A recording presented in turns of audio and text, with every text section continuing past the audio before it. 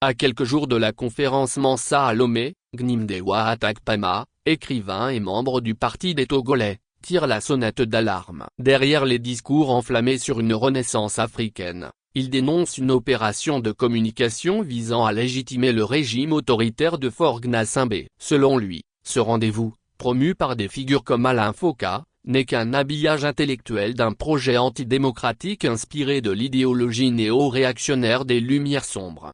Les habits neufs et de l'empereur Mansa. Imaginez qu'on vous invite à célébrer votre propre emprisonnement. C'est exactement ce qui se passe avec la conférence Mansa prévue du 26 au 28 juin 2025 à Lomé. Cette soi-disant conférence panafricaine se présente comme une renaissance africaine, mais elle cache en réalité une opération de légitimation de la dictature togolaise.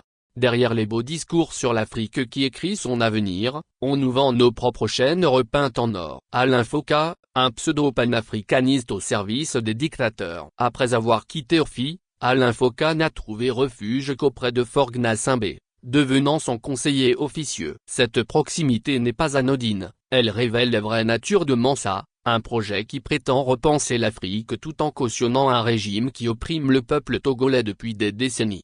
Un modèle antidémocratique dangereux inspiré des Lumières sombres. Les Lumières sombres, Dark Enlightenment, constituent une idéologie néo-réactionnaire antidémocratique et anti-égalitaire qui influence aujourd'hui l'entourage de Trump. Cette philosophie prône le rejet de la démocratie au profit d'un gouvernement techno-autoritaire dirigé par une élite autoproclamée et éclairée.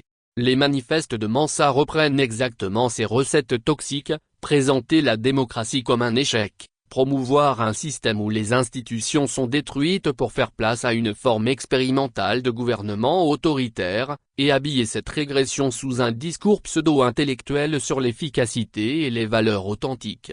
Comme leur mentor trumpiste, les promoteurs de Mansa proposent un cocktail empoisonné: autoritarisme politique, conservatisme moral et priorité aux intérêts économiques des puissants. Ils méprisent les libertés démocratiques qu'ils considèrent comme des obstacles à leur vision éclairée du pouvoir. Notre dignité n'est pas à vendre. Une vraie renaissance africaine ne peut se construire sur l'oppression de nos peuples. Elle exige la démocratie, les libertés fondamentales et la justice sociale. Mansa ne propose que la perpétuation de nos chaînes sous une rhétorique séduisante. Boycottons cette mascarade. Empêchons la tenue de cette mascarade. Refusons d'être les faire-valoir d'une conférence qui vise à blanchir la dictature. Notre présence ne ferait que légitimer un projet contraire à nos aspirations démocratiques. L'Afrique mérite mieux qu'un panafricanisme de façade au service des oppresseurs. Ensemble, réclamons une vraie renaissance africaine, démocratique et populaire. Gnimdewa Atakpama, auteur de La nuit est longue mais la révolution vient. Actualité feature pays politique société Togo.